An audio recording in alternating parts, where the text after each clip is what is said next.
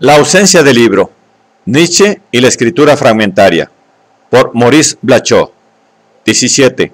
Nietzsche y la escritura fragmentaria. 6.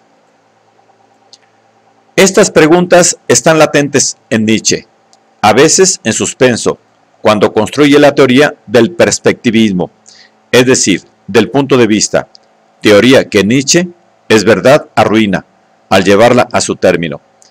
Preguntas latentes, preguntas que están en el fondo de la crítica de la verdad, de la razón y del ser. El nihilismo es invencible, mientras que al someter el mundo al pensamiento del ser, acojamos y busquemos la verdad a partir de la luz de su sentido, pues es quizá en la luz misma en donde él se disimula. La luz alumbra. Esto quiere decir que la luz se oculta, allí donde reside su carácter malicioso. La luz alumbra. Lo que está iluminado se presenta en una presencia inmediata, que descubre sin descubrir lo que lo manifiesta. La luz borra sus huellas. Invisible hace visible. Garantiza el conocimiento directo y asegura la presencia plena, mientras que se retiene a sí misma en lo indirecto y se suprime como presencia.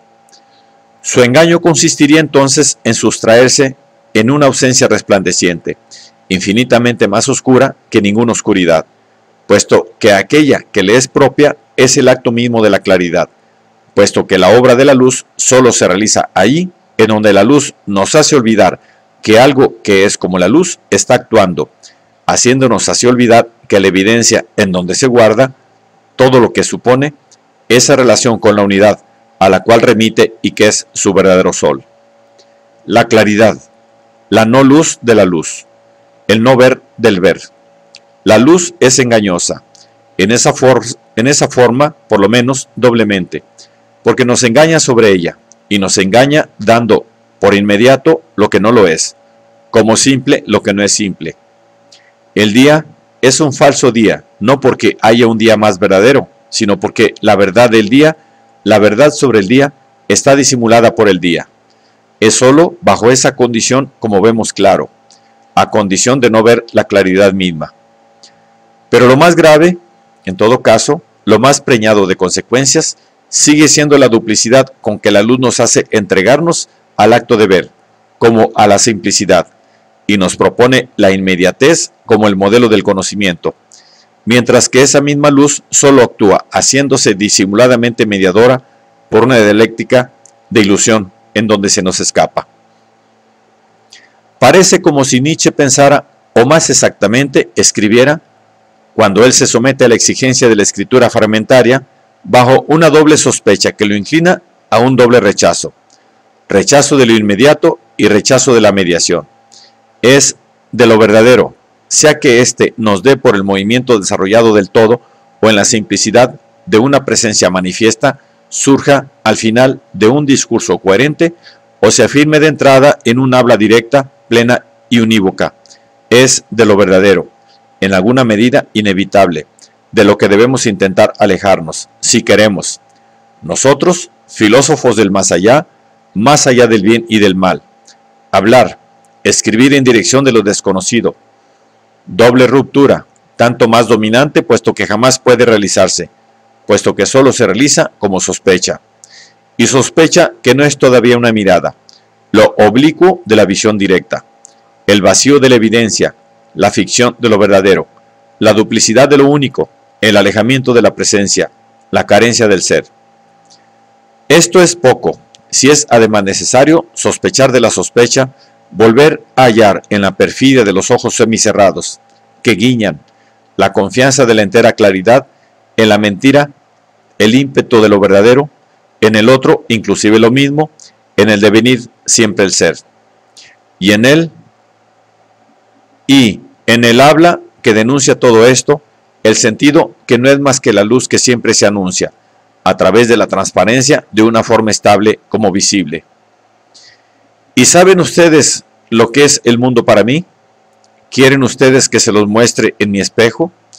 Nietzsche piensa el mundo, esa es su preocupación, y cuando piensa el mundo, ya sea como un monstruo de fuerzas, ese mundo misterio de la voluptuosidad doble, mi mundo dionisíaco, o como el juego del mundo, ese mundo que tenemos delante, el enigma que es la solución de todos los enigmas, no es el ser lo que él piensa.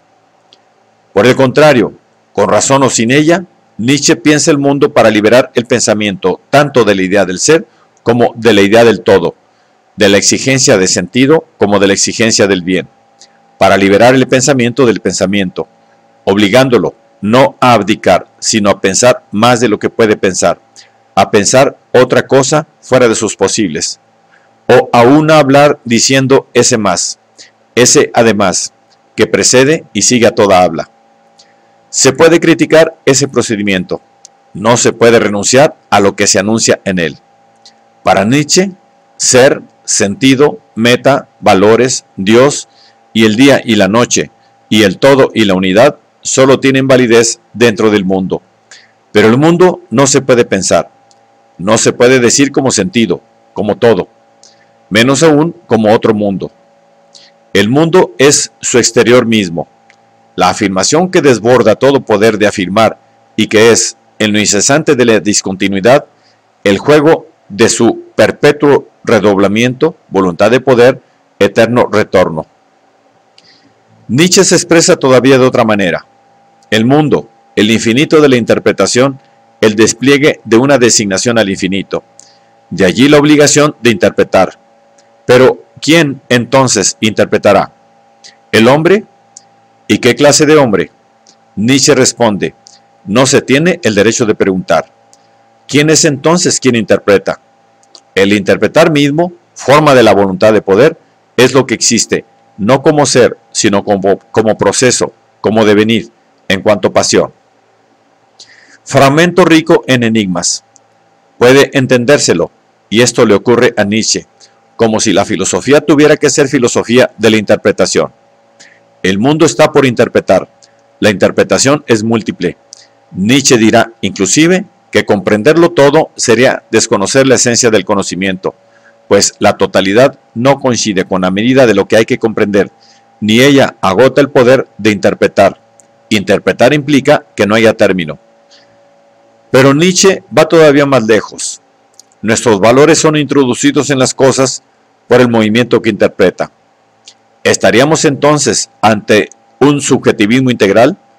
Las cosas no tienen otro sentido que el que les da el sujeto que las interpreta según su real entender.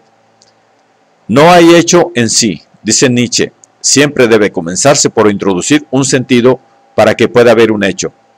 Sin embargo, en nuestro fragmento, Nietzsche destrona al quien, no autoriza ningún sujeto interpretativo, no reconoce la interpretación más que como el devenir neutro, sin sujeto y sin complemento, del interpretar mismo, el cual no es un acto sino una pasión, y a ese título posee el Dasein, un Dasein sin Sein, como corrige Nietzsche inmediatamente. El interpretar, el movimiento de interpretar en su neutralidad, es algo que no puede tenerse como un medio de conocimiento, el instrumento del cual dispondrá el pensamiento para pensar el mundo. El mundo no es objeto de interpretación, tal como no le conviene a la interpretación darse un objeto, aunque éste fuese ilimitado, del cual ella se distinguiría. El mundo, el infinito del interpretar. Interpretar, el infinito, el mundo. Esos tres términos solo pueden ser dados en una yuxtaposición que no los confunde, no los distingue, no los pone en relación, y en esa forma responde a la exigencia de la escritura fragmentaria.